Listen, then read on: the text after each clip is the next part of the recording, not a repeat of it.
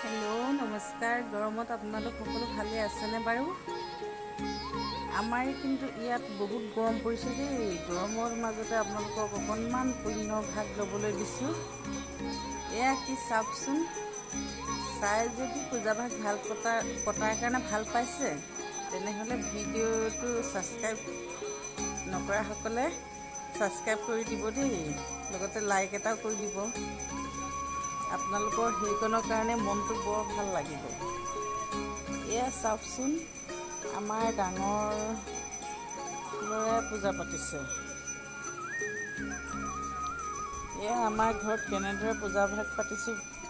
পূজাৰীয়ে আমাৰ ডাঙৰ ল'ৰা সত্যনাৰায়ণ পূজা কৰাইছে। ল'ৰাই অৱশ্যে শুদ্ধকৈ কৰিব পাৰিছে নাই নাজানো। সকলো পূজাৰীজনে শিকাই কৰাইছে, কাৰণ তেওঁ কৈছে আনৰ ঘৰত গৈতো নকৰা, সেইকাৰণে নিজৰ ঘৰতে শিকাচোন। পূজাৰীজনে ঠিকেই কৰিছে, কাৰণ আজিকালি ল'ৰা ছোৱালীয়ে এইবিলাকৰ প্ৰতি মনোযোগ কমাই দিছে। হাতে হাতে মোবাইল ফোন, গাড়ী, মটৰচাইকেল এইবিলাকেই বেছি হৈছে। সেইকাৰণে ময়ো ভালেই পাইছোঁ। এইবোৰ শিকিব লাগে, জানিলেহে অলপ এইবিলাকৰ প্ৰতি ধ্যান আহিব।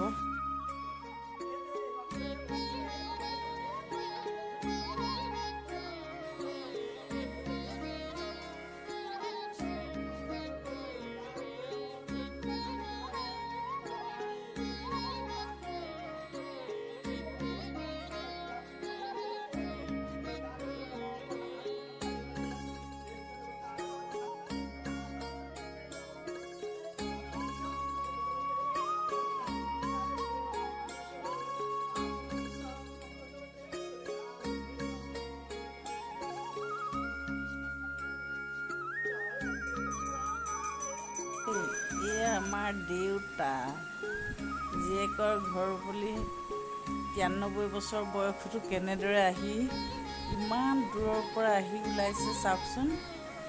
আজিকালি মানুহে আগলৈ পাৰিবনে বাৰু? আমি পাৰিমনে বাৰু পাছত? এবাৰ আশীৰ্বাদ কৰি দিবচোন। দেউতা 93ৰ পৰা 100 বছৰ পাবৰ কাৰণে আপোনালোকেও।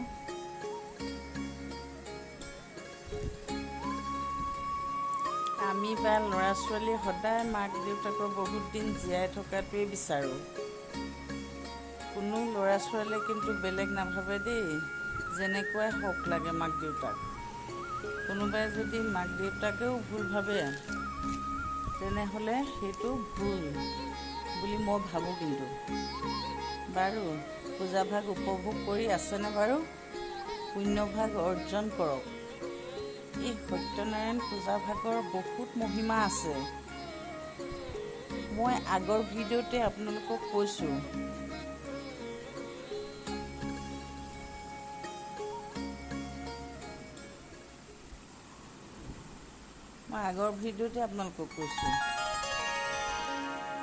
আৰু এটা কথা, এইবাৰ আমাৰ সত্যনাৰায়ণ পূজা ইমান ধুনীয়াকৈ হৈ গ'ল, চব বস্তু উভৈনদী।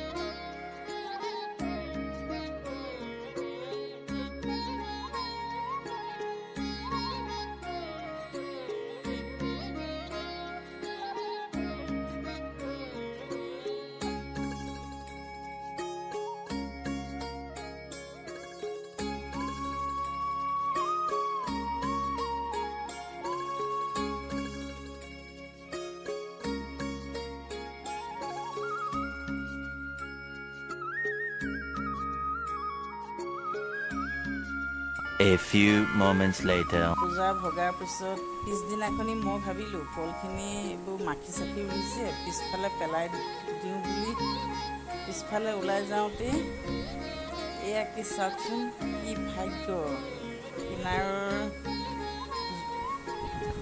কিনাৰতে খুঁটিটোত হাতীয়ে গা ধুইছে।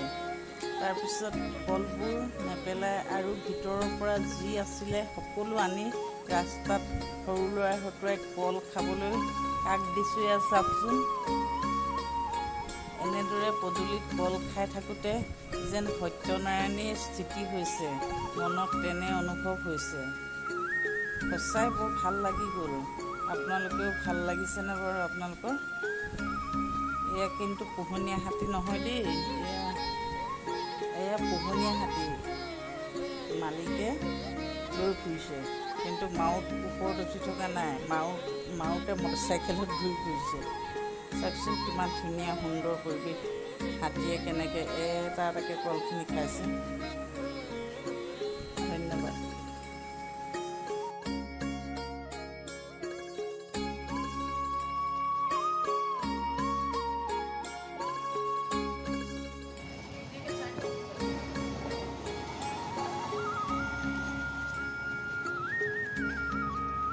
লখিমীয়া বুলি ক'লো।